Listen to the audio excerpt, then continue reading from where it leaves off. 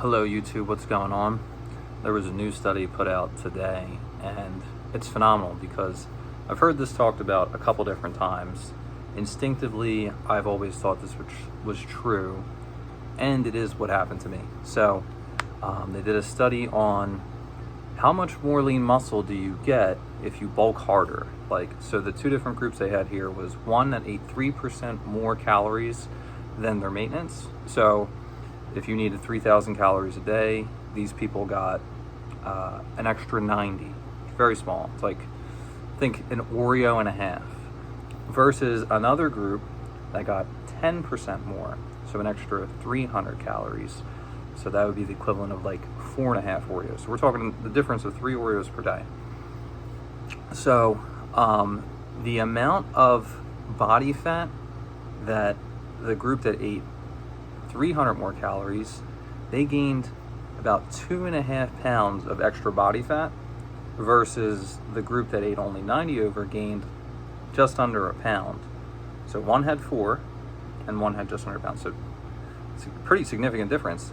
However, the question we really want to know is how much difference was there in body mass, in muscle mass. So the group that had the 300 calories more had 4 pounds of muscle gained. So they gained 4 pounds of fat, 4 pounds of muscle, half and half.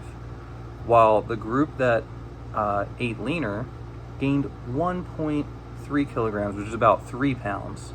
So 8 pounds gained from the plus 300 calories. In that neighborhood, you're talking about a study that went on for a few months, but half and half. While the other one gained almost 75% of their gains was from muscle, and only 25% of it was from fat. Pretty significantly different, and only a pound difference in terms of muscle mass. So I feel like I can say, for the most part, bulking is dead. This is an antiquated fairy tale in terms of building muscle and getting strong. And actually, they tested their 1-rep max strength when it came to the squat, and it was basically the exact same. So there becomes a trade-off when you get too deep into it, or too heavy a bulk, where you're gaining too much fat for very little gains in muscle. So their whole point is, if you are close to maintenance at all times, you're slightly above, you'll put on muscle, you'll minimize the amount of fat that you're putting on, and you'll still simultaneously put on strength. So basically, there's only a certain amount of muscle protein synthesis that can occur. Now, inversely, if someone is skinny and trying to gain weight, trying to put on more muscle, if you eat at maintenance or below maintenance, you're probably going to retain more muscle mass. I'm thinking about the inverse of this. Like if you went on a strong cut, you probably lose a faster rate of muscle. But, still, for those people that want to gain weight and are struggling to gain weight, I would still tell them it's really important to put yourself in a minor energy surplus. I know a lot of people who want to gain weight, but swear up and down that they, eat enough, and every time they don't. It's like 100% of the time. The answer has always been to eat more. But this is really exciting to know.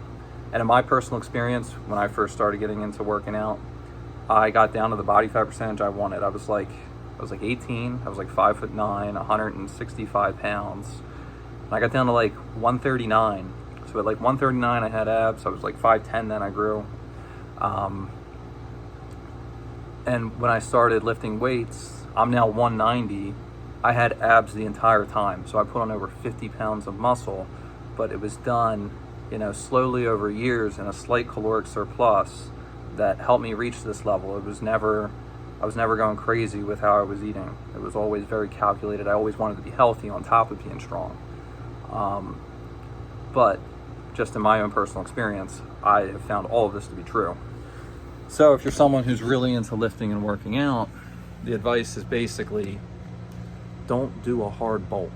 Don't go hard. Go close to your maintenance. Go just slightly over, and make sure your strength is improving as well. That will tell you that you're likely putting on muscle mass, and on top of your weight you know, going up at a very slow, consistent pace, that the trade-off of, you know, eating way too much over maintenance is just simply not worth it. I mean, and honestly, I would not even say that a 10%, you know, caloric surplus is not that crazy. I would consider that to be pretty minor as well. So I think it really lends a lot of credibility to being in this maintenance level, and you'll see gains that will come in time. But yeah, really cool study. Really displays how important it is, or how just it's not worth the trade-off of, you know, going too hard into a bulk, because the amount of muscle you're going to put on is just not that much compared to eating close to maintenance. If you're looking for coaching and you want help, I'm available. You can email me at matthewmcginley@live.com. I'll have it in the description. If you're looking for some protein powder that tastes great and you want a deal on it and you want to support me indirectly through it, I have a link in the bottom for my Orgain protein powder. Well, it's not mine, but it's my link. But hope you guys learned something. Hope this was useful and valuable to you. Bye for now.